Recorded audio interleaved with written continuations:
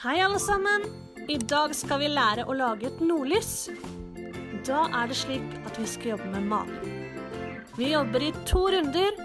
Først skal vi male bakgrunnen vår, så skal vi lage nordlyset. Og da trenger vi disse malingsfargene.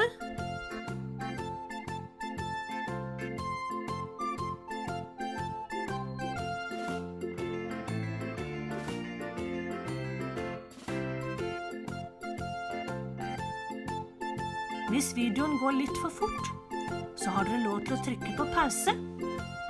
Og slik kan man jobbe steg for steg.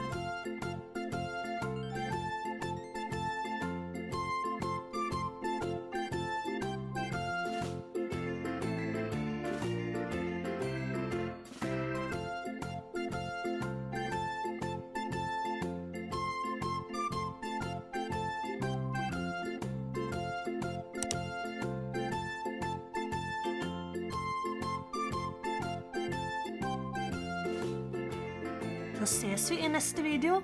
Ha det bra!